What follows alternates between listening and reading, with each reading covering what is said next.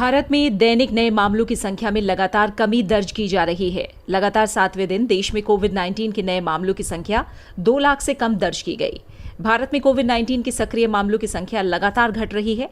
अब देश के कुल कोविड पॉजिटिव मामलों का केवल 6.02% है।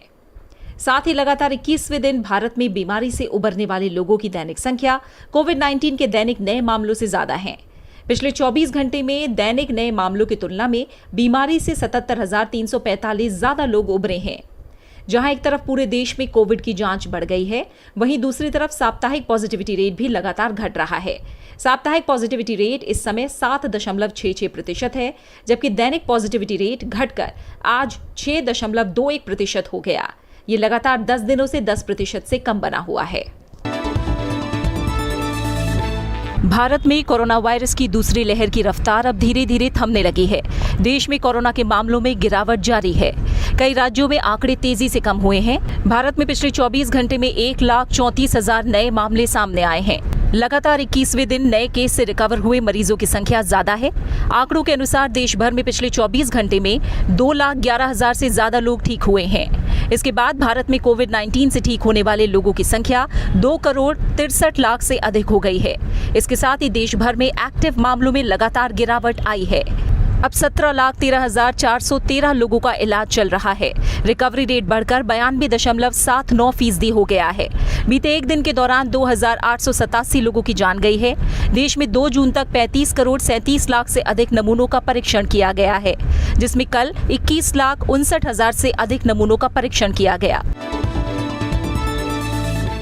देश में अब तक 22,10,00,000 से अधिक लोगों को कोविड टीके लगाए जा चुके हैं। बुधवार को 22,45,000 से अधिक लोगों को वैक्सीन लगाई गई। इनमें से 20,28,000 से अधिक को पहली डोज और 2,16,000 से अधिक को दूसरी डोज लगाई गई। 18 से 44 वर्ष आयु वर्ग के 11,37,000 से अधिक लोगों को कल कोविड टीके की पहली डोज और 19,000 से अधिक को दूसरी डोज दी गई।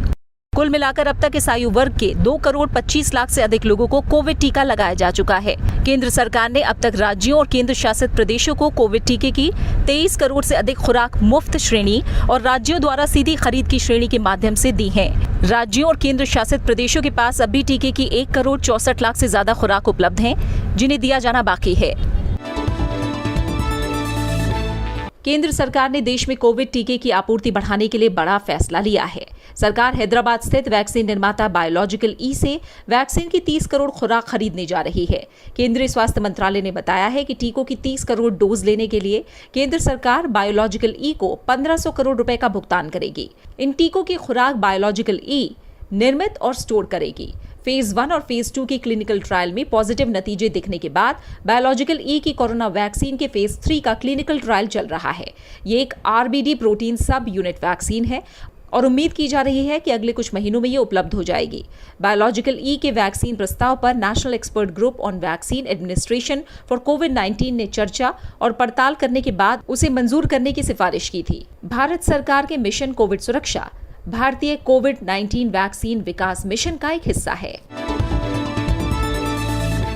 बच्चों पर भारत बायोटेक की कोवैक्सीन का क्लिनिकल परीक्षण पटना के एम्स में शुरू हो गया है।